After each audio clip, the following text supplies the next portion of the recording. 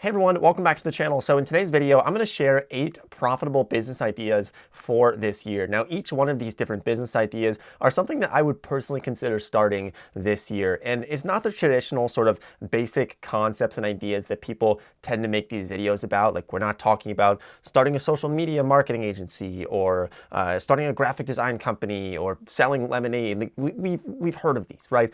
These are ones that I really don't hear anybody talking about. They've been in the back of my mind for a long time, and I really think somebody can take one of these ideas and run with it and make hundreds of thousands or millions of dollars with any one of these different 8 ideas. So let's go ahead, get started with this video. If you are new here to the channel, make sure you hit the subscribe button so you don't miss more videos like this, and let's go ahead and get started with this. Now, the first business idea of the 8 is one that is essentially, we're going to call it sort of direct-to-consumer specialty food service. All right, so let me just give you an example and kind of how you could run with this, okay? So my aunt buys salmon from this company. I think they're called Wild for Salmon, but basically what they do is they have fishermen up in Alaska, and then they get that fish and they bring it down to Pennsylvania or maybe other markets as well. But basically offering certain specialty foods to consumers who would not have otherwise had access to that. So another great example of this is Maine lobster, right? I love lobster from Maine.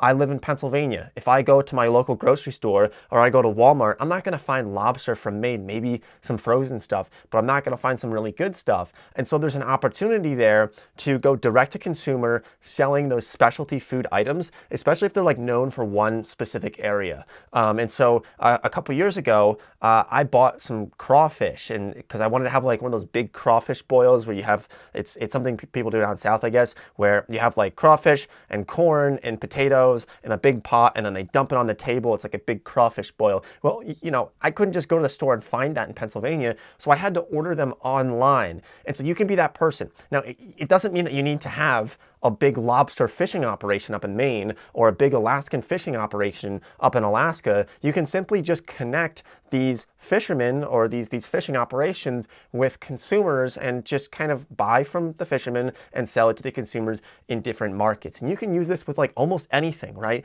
So think about any state. There's going to be specific specialty foods there. Like maybe you're in Portugal. People in Portugal eat a lot of sardines. That's what happened when I was in Portugal. And so you could bring those to other countries. It's just a great opportunity that I think there's just a lot of good money in it. So let's go to the second business opportunity. This one I think is also very large. It is to host conferences. So I go to a lot of conferences. I would say I probably average about 1 conference per month. And I spend a lot of money going to conferences. So you can become someone who hosts these conferences, who puts these together. Now, this is certainly not an easy feat. It takes time, it takes money, and it definitely will be a little bit difficult, very difficult to get off the ground. But you can end up making a lot of money by hosting conferences. So everybody today sells online courses. You know, that's great. I don't have any courses to sell you, by the way, but people make a lot of money selling online courses. But if you actually go to traditional conferences, they can make a lot of money. For example, in a couple weeks, I'm going to a steel conference in Georgia, in Atlanta, Georgia. Why? That's a whole nother story. I just am weird and I like learning about just random industries. But I'm going to a steel conference and it costs $1,500 to attend. And so there's, I think, you know, maybe 1,000 people going at $1,500 a pop. What's that? $1.5 million to host 1,000 people for a conference. So whoever's organizing that conference is probably making a lot of money.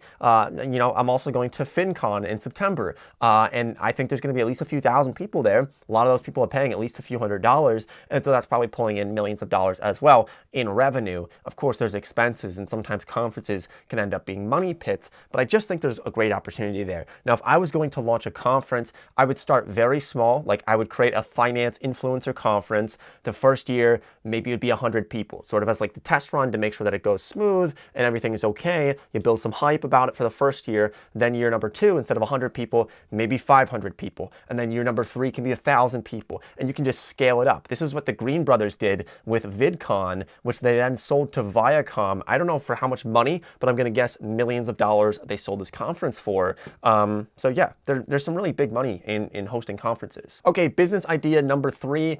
It sounds so generic, okay, but it is an import-export business. And I know when you hear of this, you just think of like drug dealers or something, because it's just such a generic business. Like, can you imagine if you ask someone, what do you do? And they just say, I'm in the business of imports and exports. It sounds shady, but look, you can make a lot of money being in this business. And I'll explain two different ways and opportunities that there are within this importing and exporting business. The first opportunity is by taking specific products and bringing them to different parts of the world. So I have a friend in France, and he wanted to sell his wine. He owns a vineyard. He wanted to sell his wine in the United States, but he didn't know how. He's only been selling in France, which is fine, but you know, the population of France compared to the world, it's a very, very tiny percentage. And so he wants to sell his wine in the United States. You can be someone who can go to businesses and say, hey, let me take your product international, and you take a commission on that. You take a commission of the revenue,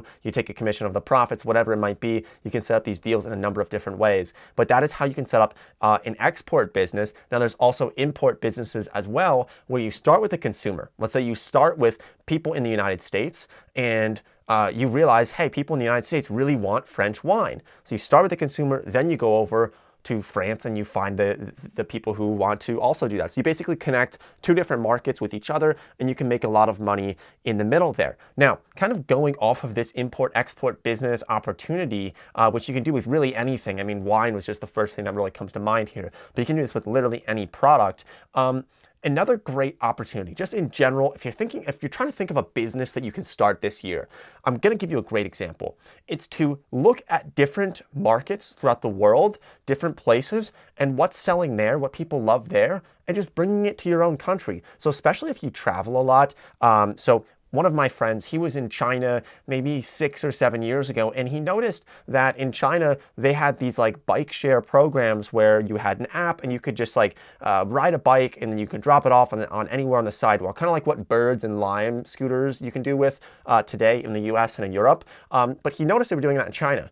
And the Bird and Lime type of scooters did not exist in the United States. And so what he did is he was the first one to introduce that in the United States. And it was called Spin. I think he then sold it to Ford at one point. But he looked, hey, look, they're doing this in China. Let me bring this concept to the United States. And he was the first one to do that. And he certainly got rewarded for doing that. GT Dave was one of the first people to kind of bring kombucha to the United States, which now kombucha is like a really big thing. And I think GT Dave made, probably billions of dollars selling kombucha in the United States using that same concept. So just looking at other markets and potentially bringing them to your home can really make you a lot of money and be a really terrific business. Okay, so before we get into the next ones, I want to share the sponsor for today's video, which is Fundrise. So Fundrise is an investing platform that allows you to invest into real estate without having to do the heavy lifting yourself. So personally, I didn't want to have to go out, find properties, and then buy them and find tenants and deal with the day-to-day stresses of being a landlord myself. And that's why I choose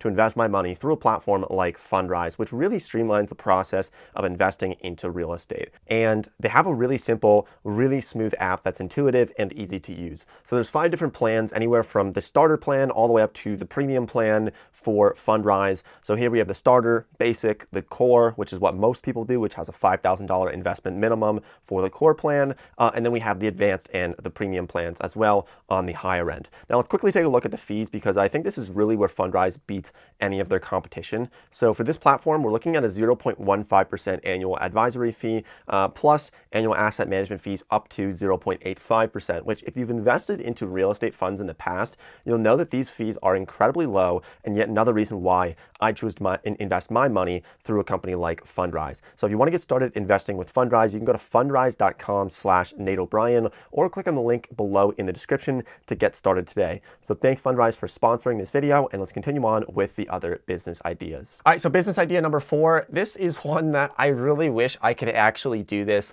I unfortunately just don't have time for it, but it is to run a fishing charter business. Now, let me show you how much money you can make on this. So if we just go onto Google and we just type in Ocean City, New Jersey, and we just look for some companies here. Let's see what we have here.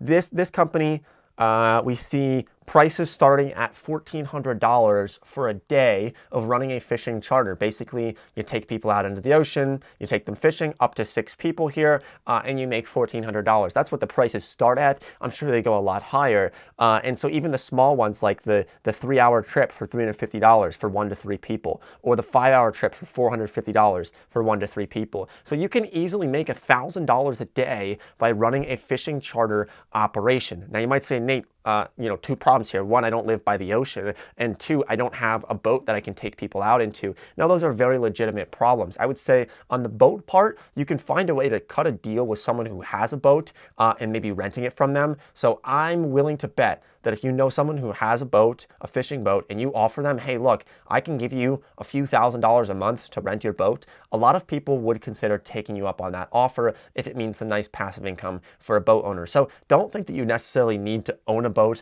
in order to start something like a fishing charter operation. And this is just one like unique idea I don't see anybody talking about, but I've just always thought my entire life I would love to do this. You can probably make like $50,000, $60,000, $70,000 over a summer by just running this fishing charter boat just by yourself. And we're not even talking about expanding and maybe potentially renting out boats and renting out kayaks and paddle boards and everything else. If you live by water, which a lot of people do live by water, this could be a terrific opportunity. Okay, so the next business idea is one that's pretty straightforward. You can do this on the weekends, and it is a party and corporate event rental company. And so think about, for example, those big white tents that you see people, maybe this is picnics or weddings or corporate events. These are things that, like nobody's going to go out and buy this for one small event or one event that they're throwing over a weekend. They end up renting this. And so I think this is what like some of the big party rental companies have, but I know people who do this very small scale on the side. So my personal finance teacher in high school actually had a tent rental company where he would rent these out to weddings and other things like that, and he would make some pretty good money. Now this cost him some money up front to get these things. Like he had to buy a bunch of chairs and buy a bunch of tents, but once he had them, it really was pretty passive of income. He just had to go set that up. He would like hire somebody to go set up the tents for these weddings or for these corporate events and then break them down, of course. But it was relatively passive for him, and he really supplemented his income. I don't know how much money he was making. I'm going to guess an extra $20,000 or $30,000 a year, and it was a great sort of weekend gig that he had set up with this party and corporate event supply. So if you're interested in doing this, I would just look up what some of the other people in the area are doing, or these other companies, and what things that they offer to rent. It's usually just those big white tents and also chairs and tables. Just something like that can be very simple. Also silverware, things like that, like plates for weddings, stuff like that can be really great to rent out. So let's get into the next one, which is really a timeless business opportunity. I used to do this a bit when I was younger. I would sort of bundle this in with my landscaping gigs, but it's a pressure washing business. Look, it's the most straightforward thing ever, okay? Go out, buy a pressure washer for a couple $100s. You can buy a used one or a new one, and then you just go door to door, unless you're not allowed to solicit in a specific neighborhood. You go door to door and see if anyone needs something to be pressure washed. Chances are you're gonna find people, okay? This could be people's driveways. This could be people's houses, their decks, their porch, all kinds of different things that need to be pressure washed. It's just such a straightforward business opportunity. You can charge them hourly, you can charge them per job. What we did when we had a lawn care company, so we would bundle this in. Like we used mowing someone's lawn as like the entry point, and then once we had them on a bi-weekly mowing schedule for lawn care, we could then upsell them on everything. We could say, hey, do you want us to trim your hedges? Do you want us to power wash for you? Do you want to buy firewood from us? And we just had a list of things that we could sell them and offer services to them without being like too pushy with sales. But we're like, hey, look, if you need anything for your house, we got you. So that was just a great cash business, and I really love those. I hate how people just kind of like trash talk these basic businesses like power washing and lawn care and firewood. People just always seem to look down on them, but they can make you some of the most money. I mean, we were making probably $40 or $50 an hour doing these setups when I was in high school, and it basically paid for my entire college education. So don't look down on something like that. You can make a lot of money and do it on your own time. So highly suggest it. Okay, so the next business idea is to run a food catering business. So this is a little bit different than just telling you to go out and start a restaurant. There's actually a big difference here. So there's a reason why I like the food catering business over just going out and starting a new restaurant or something along those lines.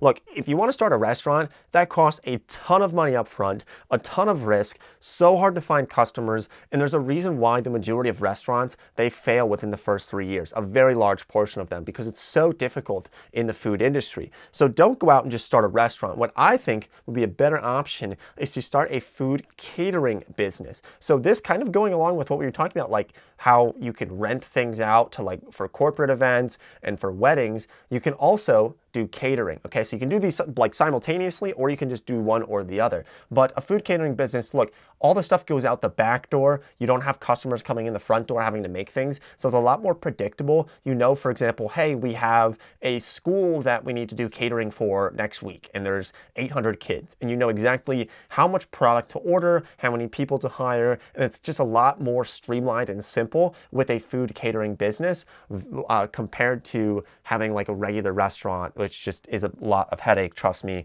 I've spent some time in the food industry, and it's just a big mess if you're trying to deal with individual customers. Catering, I love it. You know, you only have like a couple of customers per week, and that can be $5,000 worth of revenue over the course of a week from just a few customers that you have to deal with. And I think one of the best things about a food catering business is that you don't need a large space to set up these operations. In fact, I've actually seen people launch food catering businesses from their own home, from their own kitchen. Now, you want to be careful. You want to make sure that you jump through all of the regulatory hoops that you need to jump through and that you are compliant with everything with the food industry. But I have seen people start food catering businesses out of their own home. So if you have a passion for food and cooking, then this could be something that you could look into and make a lot of money from. And, you know, like I said, the places that you can cater to, things like weddings and schools, corporate events, funerals. I mean, there's all kinds of things that need catering, right? And you could be that person